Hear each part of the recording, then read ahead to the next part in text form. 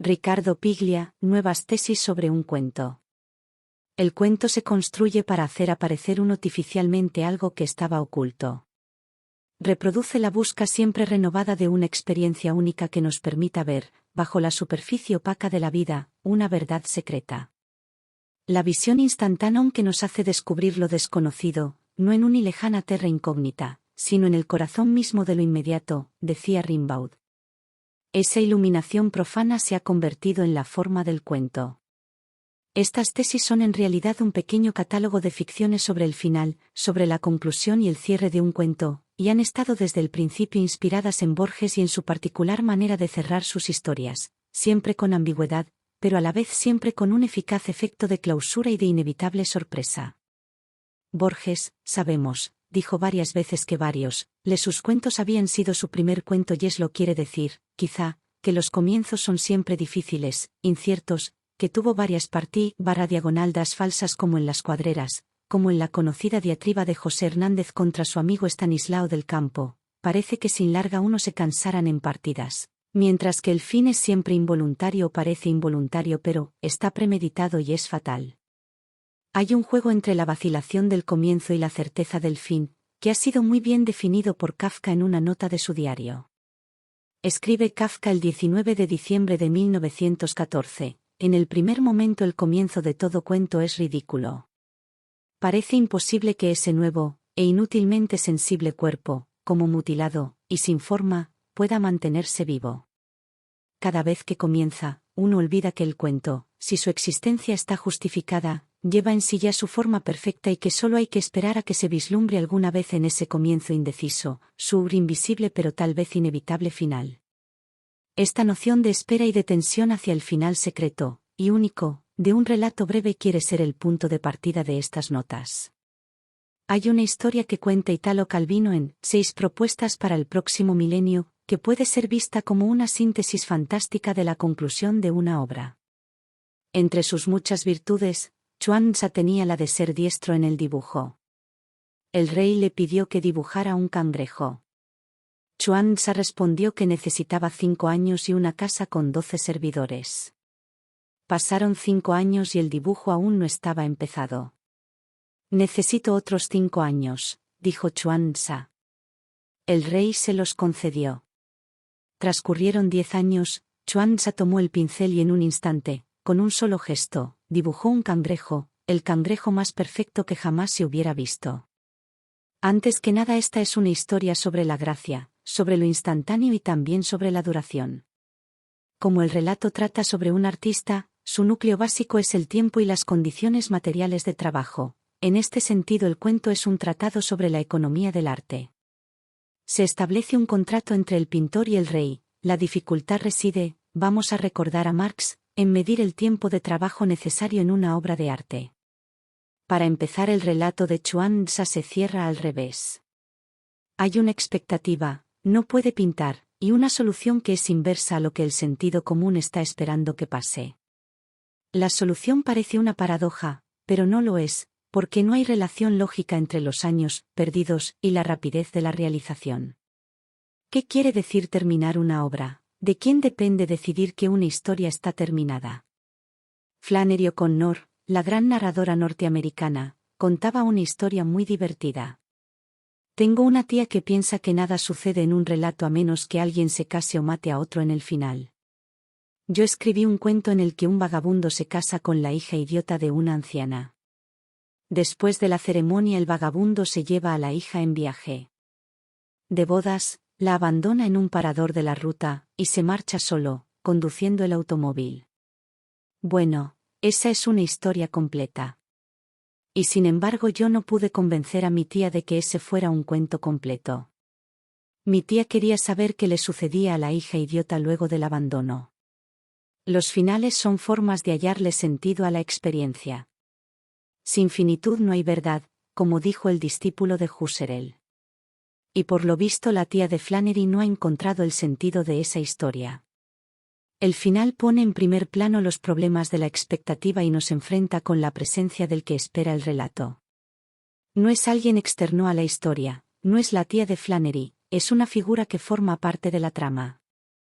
En el cuento de O'Connor, The Life You Save May Be Your Own, es la anciana avara que se quiere sacar de encima a la hija tonta. Es ella quien recibe el impacto inesperado del final. Para ella está destinada la sorpresa que no se narra. Y también, por supuesto, la moraleja. Pierde el auto y no puede desprenderse de la hija. Hay un resto de la tradición oral en ese juego con un interlocutor implícito. La situación de enunciación persiste cifrada y es el final el que revela su existencia. En la silueta inestable de un oyente, perdido y fuera de lugar en la fijeza de la escritura, Senío cierra el misterio de la forma. No es el narrador oral el que persiste en el cuento, sino la sombra de aquel que lo escucha. O estas palabras a que Vilas no le las da Borges en el cierre de La trama, en El hacedor, y en esa frase resuena la altiva y resignada certidumbre de que algo irrecuperable se ha ido. Habría mucho que decir sobre la tensión entre oír-leer en la obra de Borges. Una obra vista como el éxtasis de la lectura que teje sin embargo su trama en el revés de una mitología sobre la oralidad, y sobre el decir un relato. El arte de narrar para Borges gira sobre ese doble vínculo.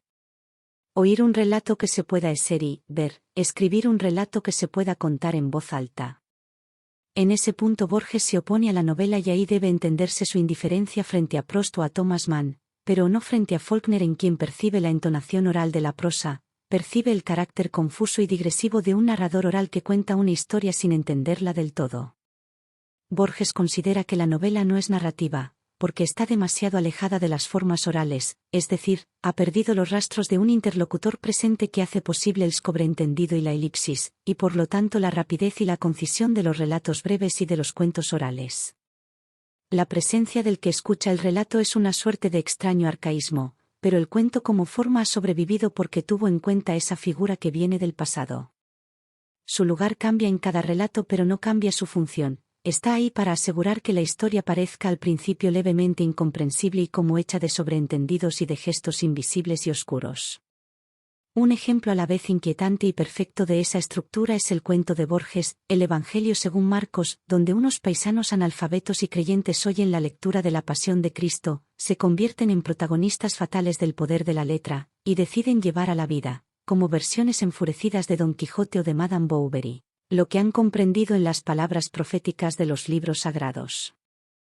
Borges ha usado con gran sutileza las posibilidades de la situación oral y en varios de sus cuentos, desde Hombre de la esquina rosada, de 1927 a La noche de los dones, de 1975, él mismo ocupa el lugar del que recibe el relato. Un hombre servicial y abstraído llamado Borges está en un almacén de espejos altos en el sur de la ciudad o en un patio de tierra en una casa de altos o en el hondo jardín de una quinta de Adrogué, y un amigo o un desconocido se acerca y le cuenta una historia que él comprende a medias y que misteriosamente lo implica. En sus mejores cuentos trabaja esa estructura hasta el límite y la complejiza y la convierte en el argumento central. En La muerte y la brújula, Lonlot tarda en comprender que la sucesión confusa de hechos de sangre que intenta descifrar no es otra cosa que un relato que Escarlacha ha construido para él, y cuando lo comprende ya es tarde. Lo mismo le sucede a Benjamín Otalora en El muerto, vive con intensidad y compasión una aventura que lo exalta y lo ennoblece, y al final, en una brusca y sangrienta revelación, Acevedo Bandeira le hace ver que ha sido el pobre destinatario de un cuento contado por un loco lleno de sarcasmo y de furia.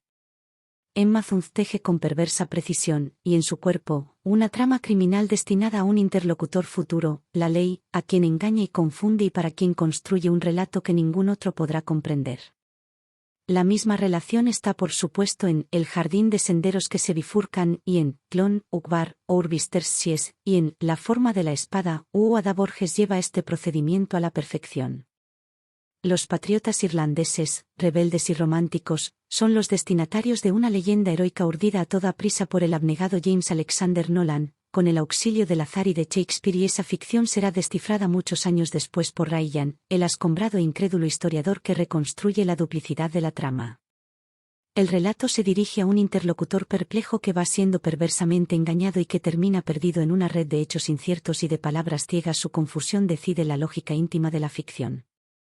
Lo que comprende, en la revelación final, es que la historia que ha intentado descifrar es falsa y que hay otra trama, silenciosa y secreta, que le estaba destinada.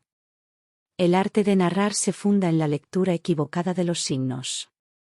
Como las artes adivinatorias, la narración /inversa cubre un mundo olvidado en unas huellas, que encierran el secreto del porvenir.